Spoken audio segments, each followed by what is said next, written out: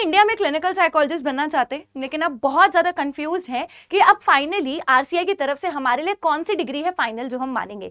क्या MA clinical psychology RCI जो आपकी डिग्री है, क्या ये वही रेगुलर पोस्ट ग्रेजुएट प्रोग्राम है जो अभी हम बैचलर्स के बाद परस्यू करते हैं? एंड जिन भी लोगों ने एमफिल परस्यू करी है उनका क्या होगा? तो आप बिल्कुल सही वीडियो पे आए हैं। I welcome you all at CVD PG अड्डा और मैं हूं मुस्कान गुप्ता, आपकी साइकोलॉजी मेंटोर। तो भाई साइकोलॉजी के लिए सबसे पहली चीज मैं आपको बता दूं, इसी चैनल को आपको सब्सक्राइब करना है, कहीं और जाने की जरूरत नहीं है। एंड यहीं पे आज हम बात कर रहे हैं कि किस तरीके से हमारी ये MA clinical psychology degree I है। तो देखिए, सबसे पहली चीज मैं आपको ये बताना चाहती हूँ कि आरसीआई क्या है। आरसीआई जो है एक रिहैबिलिटेशन काउंसिल ऑफ इंडिया है, ठीक है। इसके अंदर हमारे साइकोलॉजी या फिर जितने भी दूसरे सब्जेक्ट्स होते हैं कुछ कुछ वो इंक्लूड किए जाते हैं। किस मोटिव के साथ किए जाते हैं कि आप जो है अगर एलाइड साइंसेज हेल्थ केयर के अंदर जा रहे हैं तो आपको क्लिनिकल साइकोलॉजिस्ट बनना है, तो आपको पर्टिकुलर एक तरीके का क्या करना होगा, एक रजिस्ट्रेशन करना होगा। और वो पहले क्या किया जाता था, एमफिल के थ्रू होता था। लेकिन अभी रिसेंटली जब हमारी एनईपी 2020 इंट्रोड्यूस हुई तो उसके अंदर जो एमफिल थी वो क्या कर दी गई, स्क्रैप कर दी गई। यानी हर एक डोमेन के अंदर से एमफिल को हटा दिया गया, चाहे वो पॉलिटिकल साइंस हो, सोशियोलॉजी हो या कोई भी और फील्ड हो, ठीक है। हालांकि क्लिनिकल साइकोलॉजी जो थी हमारी अभी भी एमफिल चल रही थी, लेकिन 2025 के बाद जो है आरसीआई ने क्या किया, बहुत सारे अलग अलग तरीके के प्रोग्राम्स निकाले। कभी उन्होंने साइडी निकाला, कभी उन्होंने एमए साइक निकाला, फिर उन्होंने अपने नोटिस को डिलीट करके एमए क्लिनिकल साइकोलॉजी लास्ट हमें दिया, एमए क्लिनिकल साइकोलॉजी आरसीआई, ठीक है। पहले मैं आपको थोड़ा एमफिल बता देती हूँ, फिर मैं आपको एमए क्लिनिकल साइकोलॉजी बताऊंगी। चलिए, तो जब हम एमफिल की बात करते हैं तो ये हमारा पुराना नाम हुआ करता था। एमफिल को ना ऐसा हम लोग कहते हैं कि एमफिल हमारी एक मिनी रिसर्च डिग्री है, ठीक है। It is considered as a mini research degree, but वो कहाँ कंसीडर करी जाती थी, दूसरे फील्ड्स में करी जाती थी। क्यों?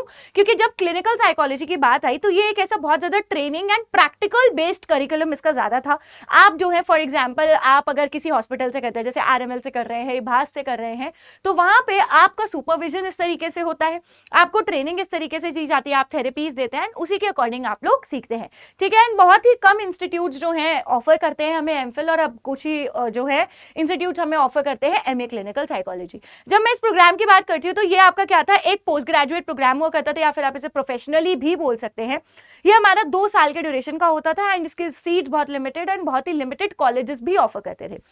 जब आप ये कंप्लीट कर लेते हैं तो आप as a clinical psychologist in India practice कर सकते हैं। आपको आरसीआई की तरफ से एक रजिस्ट्रेशन नंबर मिलता है, जिसके बेसिस पे चाहे तो आप अपना प्राइवेट प्रैक्टिस भी ओपन कर सकते थे, हॉस्पिटल्स में भी काम कर सकते थे।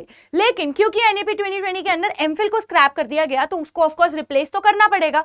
तो उसके रिप्लेसमेंट के लिए क्या आया, उसके रिप्लेसमेंट के लिए हमारे पास आई एमए क्लिनिकल साइकोलॉजी आरसीआई द्वारा जो दी गई है। नाउ सबसे पहला कैच मैं आपको ये बताना चाहती हूँ कि एमए क्लिनिकल साइकोलॉजी जो है सिर्फ और सिर्फ डिग्री का नाम चेंज किया गया है, ठीक है। डिग्री का एमफिल का जो नाम है क्लिनिकल साइकोलॉजी, उसको नाम बदल के एमए क्लिनिकल साइकोलॉजी कर दिया गया है।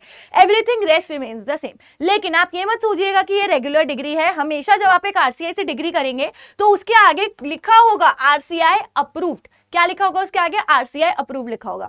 ये भी आपका 2 साल का प्रोग्राम है, लेकिन इसके अंदर क्या है, 4 सेमेस्टर्स आपके देखने को मिलेंगे। However the eligibility for this particular programme is a little different, ठीक है। कैसे इसकी डिफरेंट है, पहले मैं आपको एमफिल की बताती हूँ।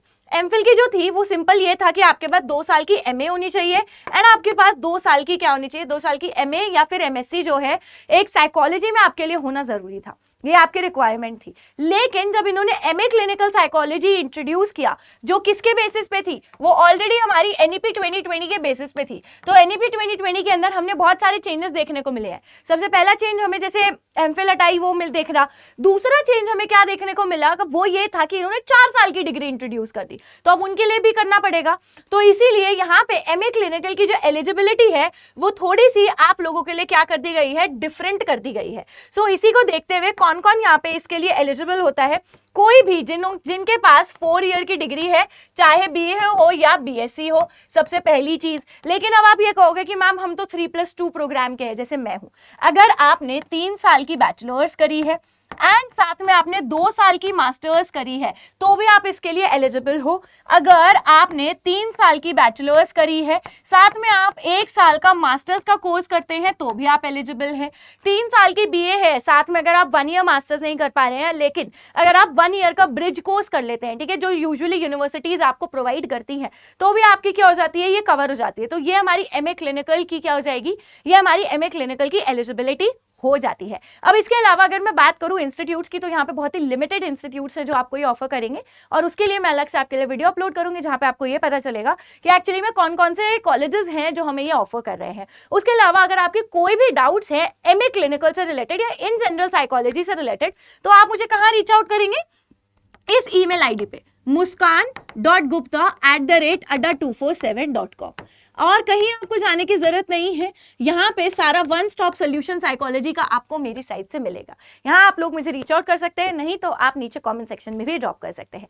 Till the time take care, keep studying.